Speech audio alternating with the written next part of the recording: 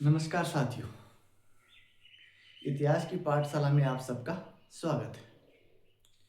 कल की क्लास में हमने देखा था कि हड़प्पा सभ्यता के अभ्यास क्वेश्चन देखे थे और हमारा प्राचीन भारत का पहला चैप्टर पूरा कर लिया था। तो आज हम प्राचीन भारत का दूसरा चैप्टर शुरू करने जा रहे हैं, वैदिक सभ्यता एवं संस्कृति। कौन सा? वैदिक सभ्यता और संस्कृति। तो सबसे पहले हेडिंग डालते हैं कि आज का चैप्टर क्या है। वैदिक सभ्यता एवं संस्कृति। लेकिन मुख्य रूप से तो वैदिक संस्कृति को उपयोग किया जाता है, लेकिन अपन सभ्यता पे काउंट करेंगे यहाँ पे। ठीक है, वैदिक सभ्यता एवं संस्कृति। तो सबसे पहले हम देखते हैं कि वैदिक सभ्यता और संस्कृति। हड़प्पा के लिए सभ्यता का प्रयोग किया गया, जबकि वैदिक के लिए संस्कृति शब्द का प्रयोग किया गया है। क्यों ऐसा? देखो, सभ्यता है ना, उसकी जानकारी हमें मिलती है अभिलेखी साक्ष्यों से, मतलब पुरातात्विक साहित्यिक स्रोतों से, जो कि हमें उत्खनन के द्वारा प्राप्त हुई। जबकि वैदिक सभ्यता एवं संस्कृति की जानकारी मिलती है हमें किससे? ऐतिहासिक साहित्यिक स्रोतों से। किससे? साहित्यिक स्रोतों से।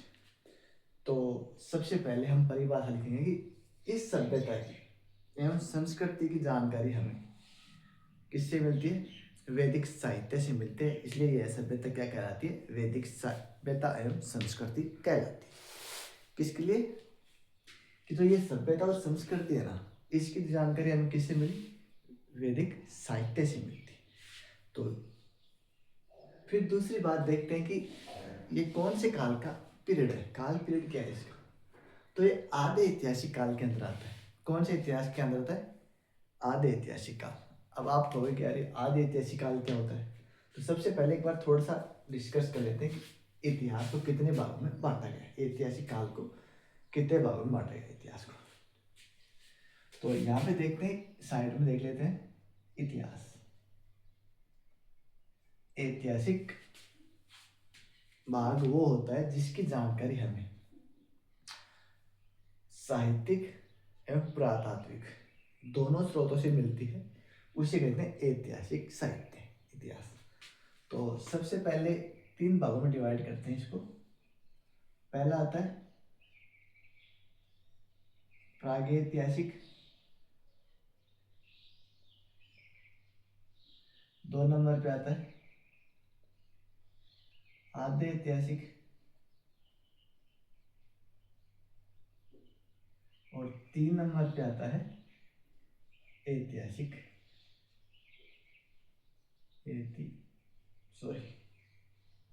ऐतिहासिक काल। ठीक है, 3 नंबर पे। प्रागैतिहासिक में क्या आता है? प्रागैतिहासिक में वह काल आता है जिसकी जानकारी के हमें कोई स्रोत नहीं मिलते, ना लिखित मिलते हैं, ना साहित्यिक मिलते हैं, ना पुरातात्विक स्रोत मिलते हैं। सिर्फ हमें कुछ साक्ष्य मिलते हैं। कैसे? जैसे इसके अंदर आता है पाषाण काल। कौन सा आता है? पाषाण काल, आदि मानव। ठीक है, ये दोनों किस में आते हैं? प्रागैतिहासिक काल में। पाषाण काल को हम जब डिस्कस करेंगे, हमारे पहला ही टॉपिक है कि प्रागैतिहासिक काल में क्या क्या आता है, तो उसके अंदर ये डिस्कस करेंगे हम। तो यहाँ पे डिटेल नहीं करेंगे, यहाँ पे आपको समझाने के लिए छोटा सा एक बार प्रागैतिहासिक काल, फिर हो गया आधे ऐतिहासिक काल। आधे ऐतिहासिक काल वो होता है जिसकी जानकारी हमें किससे प्राप्त हुई? या तो हमें उसके साहित्यिक स्रोत मिले, या फिर हमें पुरातात्विक स्रोत मिले। इसके अंदर क्या होगा? मतलब लिपि तो मिल गई हमें, लेकिन उसे पढ़ने में उपलब्ध नहीं है, या फिर हमें पढ़ने में तो उपलब्ध हो गया, पढ़ तो सकते हैं, लेकिन उसके कोई पुरातात्विक स्रोत नहीं मिले हमें।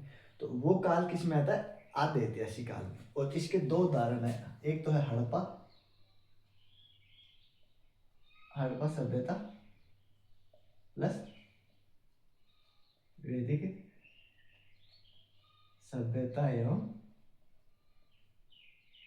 संस्कृति। वैदिक सभ्यता और संस्कृति है, इसका साहित्यिक भाग मिलता है।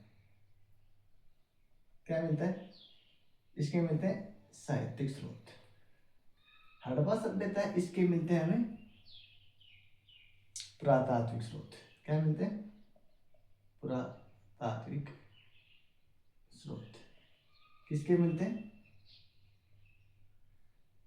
हड़प्पा सभ्यता। जैसे हमें सामग्री मिली लेकिन हम पढ़ भी नहीं पाए, लिपि मिली चित्राशक, लेकिन आज तक हमें विज्ञानी क्या कहना चाहते थे।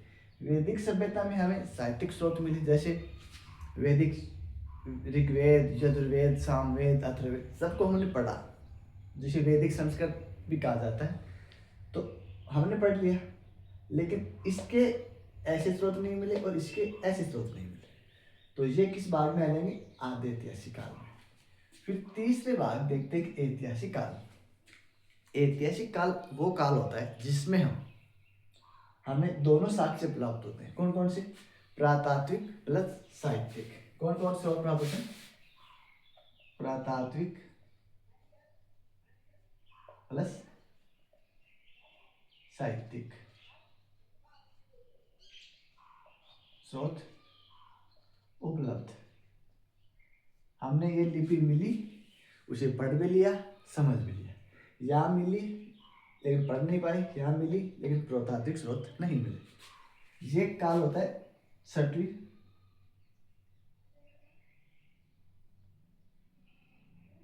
ईसा पूर्व, BCE,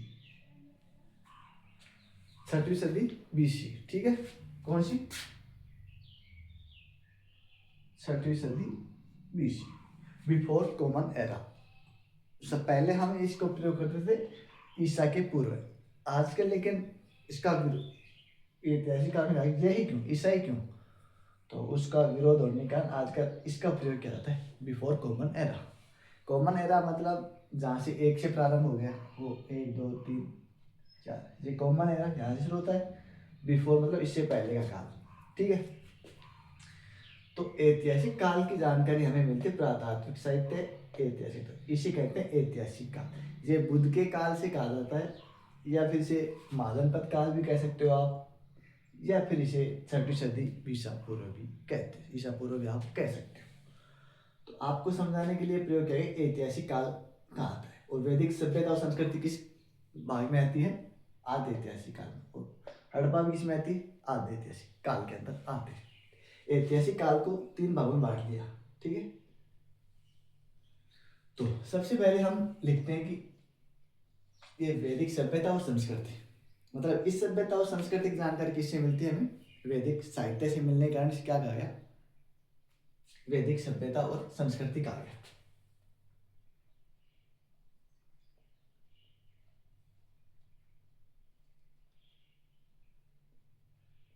सभ्यता की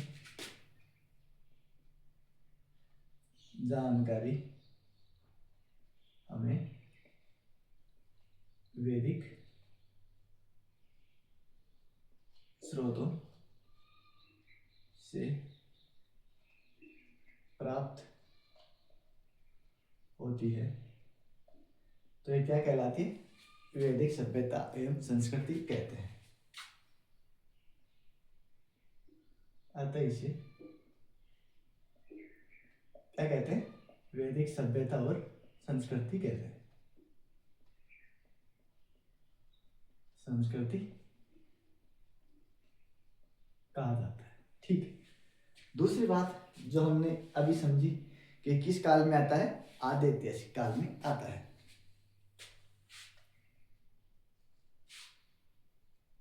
यह है सभ्यता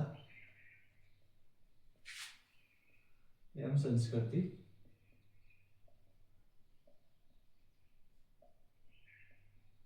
आद्य ऐतिहासिक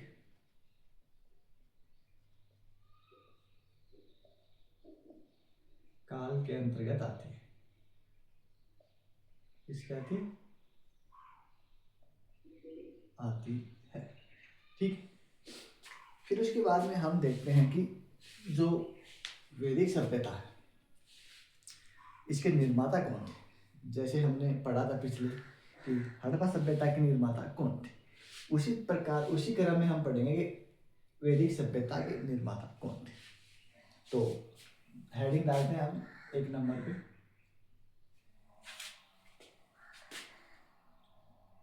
वैदिक सभ्यता के निर्माता। ठीक, तो वैदिक सभ्यता के निर्माता कौन थे? आर्य। कौन थे? आर्य। कौन थे इसके निर्माता? आर्य। और आर्य शब्द का अर्थ क्या होता है? श्रेष्ठ। क्या होता है? श्रेष्ठ। किसका प्रतिनिधित्व करता है? गुण का प्रतिनिधित्व करता है।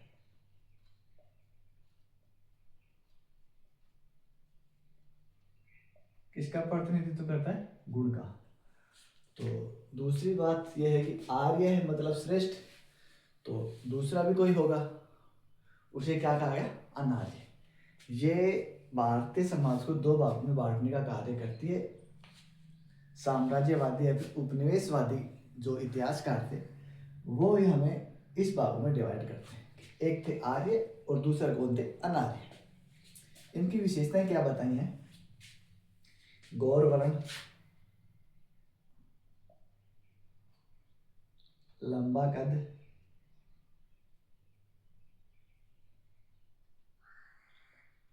लंबी नाक,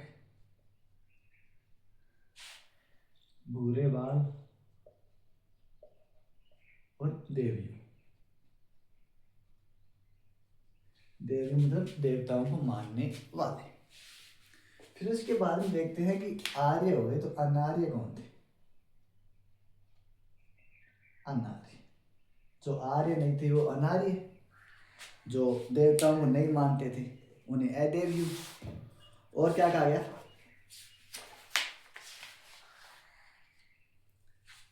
अनार्य को क्या कहा गया? दास, दस्यु और पणि भी कहा गया। क्या कहा गया? दास, दस्यु और पणि। इनकी क्या विशेषताएं थी? सबसे पहले कहा गया अदेव्यु। क्या कहा गया? अदेव्यु।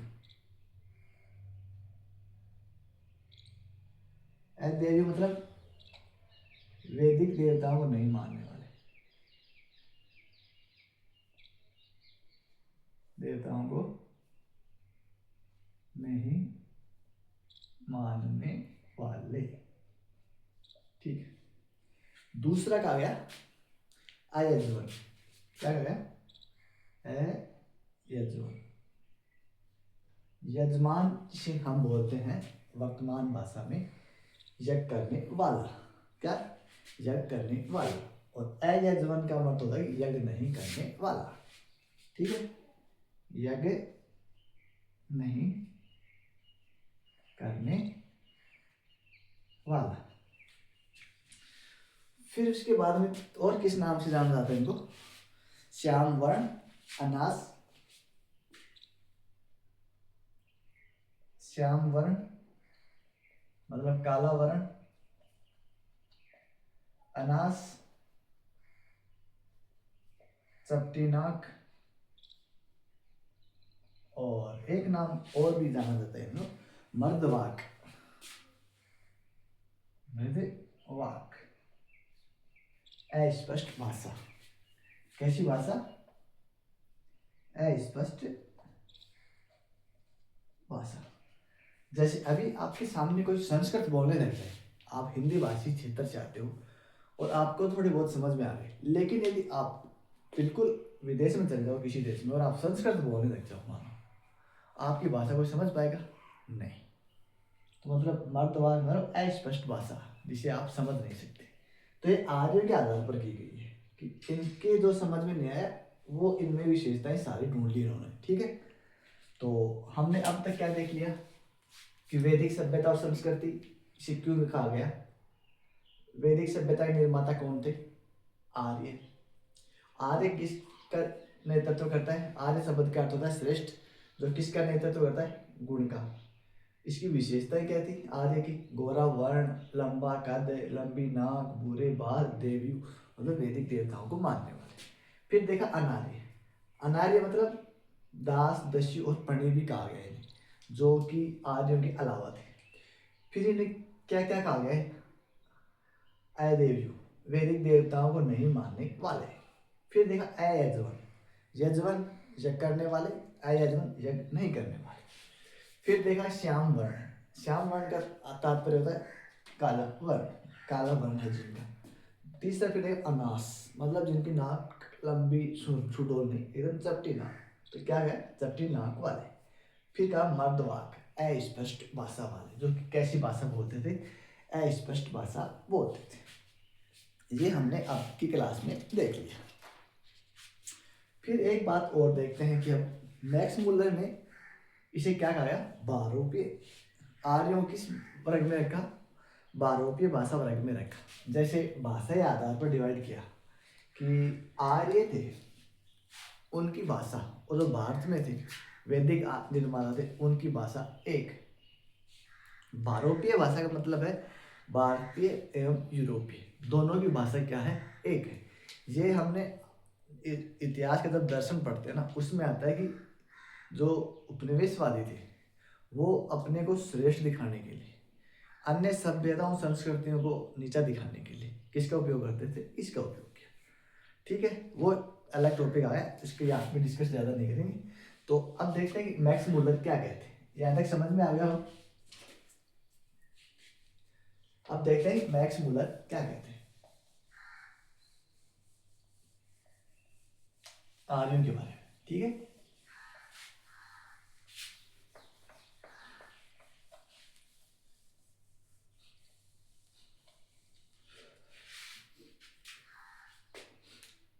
अब देखते हैं कि मैक्स मुलर ने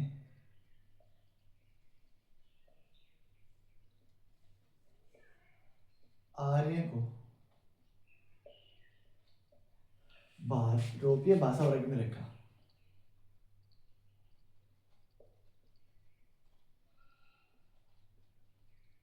भाषा वर्ग में रखा।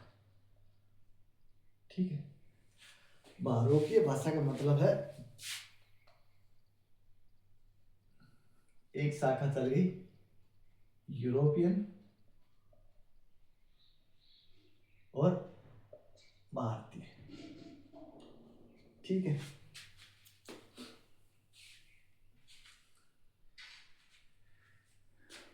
यूरोप और भारतीय मतलब दोनों की भाषा सेम थी। फिर देखते हैं कि जो ये यूरोपियन थे, ये यहां से आए दो भागों में।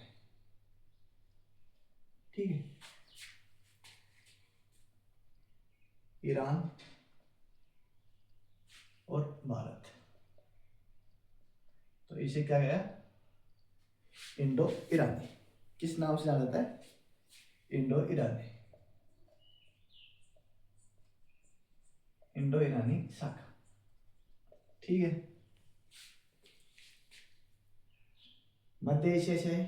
ठीक है, दो भाग। अब भारतीय भाषा है, इसका ग्रंथ है ऋग्वेद। कौन सा है? ऋग्वेद। ईरानी साहित्य, इसका प्राचीनतम ग्रंथ है वेद अवस्तु। कौन सा है? वेद अवस्तु।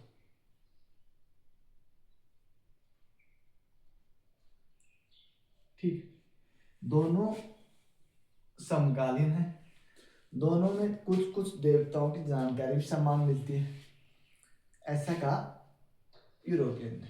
ठीक है, और किस भाग में बांट दिया गया?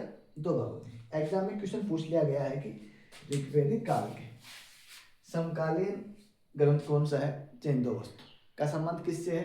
ईरान से। ऋग्वेद का संबंध किससे? भारत से। यहाँ तक आपको समझ में आ गया होगा। फिर उसके बाद में देखते हैं हम जो वैदिक सभ्यता और संस्कृति है, इसको कितने भागों में बांटा गया? ठीक है, वैदिक सभ्यता और संस्कृति को दो भागों में बांटा गया। कितने भागों में बांटा गया? दो भागों में। किसने बांटा है? विंटर नृत्य में, मतलब काल के आधार पर। किसके आधार पर? कालक्रम के आधार पर। जैसे वैदिक सभ्यता का कालक्रम है, वैदिक सभ्यता क्या कालक्रम है इसका? 1500 से 600 BC। ठीक है, ये हड़प्पा सभ्यता का कालक्रम है। इसे 2 भागों में बांट दिया। ठीक है, एक भाग इसका ऋग्वैदिक काल और दूसरा उत्तर वैदिक काल। ठीक है, वैदिक सभ्यता, वैदिक साहित्य को 2 भाग में बांटा गया। किस भाग में? ऋग्वैदिक काल, उत्तर वैदिक काल। ऋग्वैदिक काल में ऋग्वेद आ जाएगा और उत्तर वैदिक काल में यजुर्वेद, यजुर्वेद और सामवेद और उपनिषद वगैरह सारे ब्राह्मण ग्रंथ वो किस काल में आ जाएंगे? उत्तर वैदिक काल में आ जाएंगे। ठीक है, तो इसका कालक्रम बताया 1500 से 1000 BC। ठीक है, इसका कालक्रम बताया 1000 से लेके 600 BC। ठीक है, तो किसने बांटा? ये विभाजन किया विंटर नृत्य। ऐसा ही नोट कर लेना आपकी वैदिक सभ्यता को 2 भागों में किसने बांटा है? विंटर नृत्य। किसने बांटा? विंटर नृत्य। कोई स बोलता है, कोई जय बोलता है। किसने बांटा? विंटर नृत्य ने इसे 2 भागों में बांट लिया। तो ये था हड़प्पा सभ्यता का परिचय। हमने देखा कि इसके कैसे उसकी उत्पत्ति हुई, कौन कौन क्या कहता है। नेक्स्ट क्लास में हम देखेंगे कि हड़प्पा सभ्यता की उत्पत्ति के विभिन्न मत क्या थे। अभी तो हमने देख लिया कि हड़प्पा सभ्यता का सबसे प्रसिद्ध मत था कि आर्य इसके निर्माता थे, और इस मत का प्रतिपादन किया मैक्स मुलर और ब्रांडस्टाइन ने। ठीक है, उस मत की चर्चा कर ली हमने, बाद में उसे भी एक बार फिर से लिखेंगे कि वैदिक सभ्यता के विभिन्न मत कौन कौन से। उनमें देखेंगे कि भाई स्वदेशी मत क्या था, भाई आर्य कौन थे, खुद स्वयं यहाँ से उत्पन्न हुई थी, उनकी उत्पत्ति कहाँ से हुई थी? स्वयं यहीं से हुई थी। दूसरा मत देते हैं दक्षिण ध्रुव से हुई थी। तीसरा मत है कि तिब्बत प्रदेश से हुई, जर्मनी से हुई, रूस से हुई, मध्य एशिया से हुई। तो आदि मतों का अध्ययन करेंगे हम आने वाली क्लास में। यहाँ तक क्लास आपको समझ आई होगी परिचय में। इसके बाद में अपना विस्तृत टॉपिक शुरू होता है कि इसके मत प्रतिपादन कौन कौन थे, और उसके बाद में हम धीरे धीरे जानकारी के स्रोत पढ़ेंगे। फिर उसके बाद में वैदिक समाज पढ़ेंगे, सभ्यता पढ़, इसके धर्म पढ़ेंगे, राजनीतिक पक्ष पढ़ेंगे, आदि पढ़ेंगे। तो आपको वीडियो अच्छा लगा होगा, बात समझ आई होगी अच्छे से। तो कोई डाउट हो तो आप कमेंट बॉक्स में पूछ सकते हो। चैनल को अधिक से अधिक लाइक करो, शेयर करो, सब्सक्राइब करो। धन्यवाद।